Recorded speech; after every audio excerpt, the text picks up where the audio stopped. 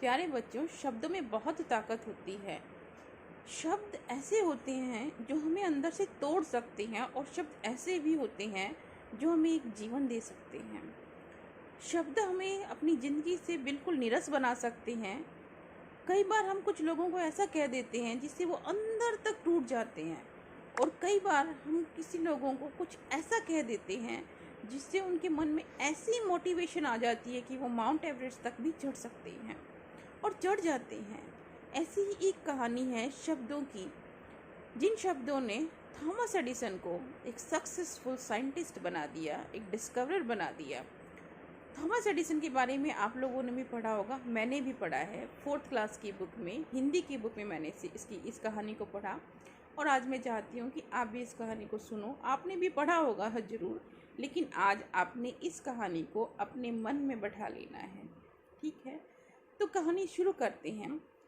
Thomas Edison जब बचपन में पढ़ा करते थे, उस वक्त वो प्राइमरी स्कूल में थे, तो एक दिन घर आते हैं और एक मुड़ा हुआ कागज़ अपनी माँ के हाथ में देते हैं और कहते हैं, माँ, ये स्कूल प्रिंसिपल ने दिया है। माँ फ़ौरन वो कागज़ खोलती हैं और पढ़ती हैं। उसमें लिखा है कि आपका बच्चा मंद बुद्धि है, ये यहाँ और बच्चों के साथ नहीं पढ़ सकता, कृपया इसे घर रखिए और आप ही इसे पढ़ाइए और इसकी परवरिश कीजिए।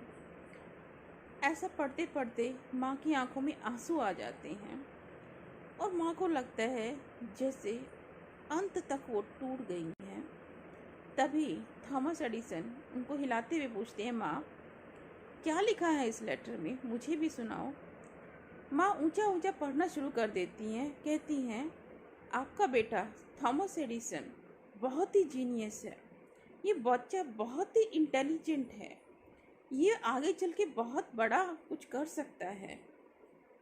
आपके बच्चे को पढ़ाने के लिए, इस जीनियस बच्चे को पढ़ाने के लिए हमारे पास टीचर नहीं है, इसलिए इस बच्चे को आप घर रखिए और आप इसे खुद ही पढ़ाइए। ऐसा सुनकर थॉमस के मन में एक बात घर कर जाती है कि वो बहुत जीनियस बच्चा है, बहुत इंटेलिजेंट बच्चा है। उसके मन में ये विश्वास हो जाता है, और जब ये उसको पता चलता है कि अब मेरी माँ पढ़ाएगी, तो दूसरा विश्वास उसको अपनी माँ पे हो जाता है कि अब मेरी माँ जो पढ़ाएगी मुझे वो पढ़ना है, क्योंकि मैं बहुत जीनियस बच्चा हूँ, मैं कुछ अलग बच्चा हूँ, स्कूल वाले भी मुझे नहीं पढ़ा सकते। तो थॉमस एडिसन जो उसकी माँ पढ़ाती हैं उसको बड़े मन से पढ़ता है, बड़ी लगन से पढ़ता है, और पढ़ते पढ़ते अपनी पढ़ाई पूरी करता है और एक बहुत ही अच्छा वैज्ञानिक बन जाता है। और उसके बाद उसने बहुत सारे जो आविष्कार किए थे उसको पेटेंट करवाया। अब तक थॉमस एडिसन ने 1093 पेटेंट करा लिए थे, और उन्होंने बल्ब का आविष्कार करे, लेकिन बल्ब के आविष्कार से पहले उन्होंने वॉट रिकॉर्डिंग मशीन का आविष्कार किया।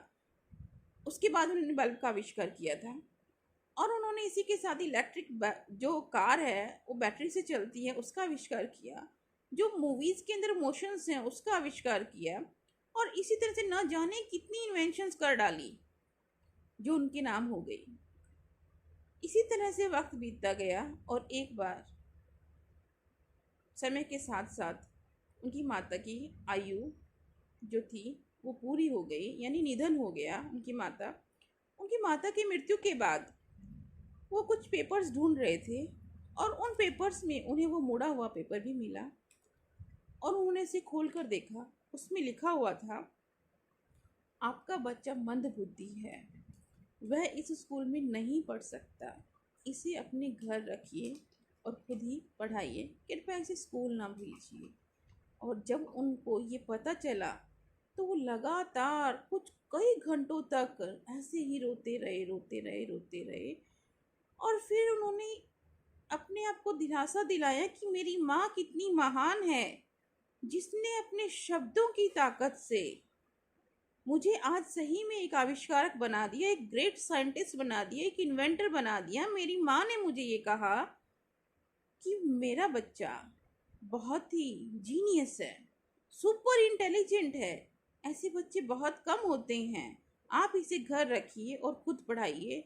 और मेरी माँ ने अपनी मेहनत और लगन से मुझे पढ़ाया, और मैंने उन पे विश्वास किया, और आज मैं सही में साइंटिस्ट बन गया।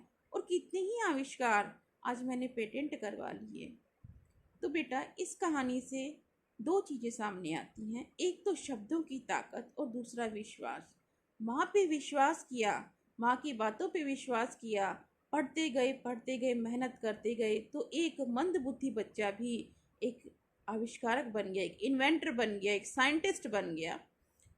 और दूसरा, जब उनके दिमाग में ये घर कर गया कि मैं सुपर इंटेलिजेंट बच्चा हूँ, जीनियस बच्चा हूँ, तो उन्होंने वैसा ही सोचना शुरू कर दिया, वैसे ही इन्वेंशंस अपने दिमाग से शुरू कर दिए। क्योंकि ये इन्वेंशंस कहाँ से आते हैं? हमारे दिमाग से आते हैं ना। तो इन शब्दों की ताकत से जो उसकी माँ ने उसे दिए थे, उन्हें एक अद्भुत आविष्कारक बना दिया। तो मैं ये चाहती हूँ कि हमें भी जब दूसरों के लिए शब्द यूज़ करने हैं, तो हमें अच्छे शब्दों का इस्तेमाल करना चाहिए, ऐसे शब्दों का इस्तेमाल करना चाहिए कि वो दूसरों के दिल में घर कर जाएं और उनकी ताकत बन जाएं, ना कि वो शब्द किसी को तोड़ें। धन्यवाद।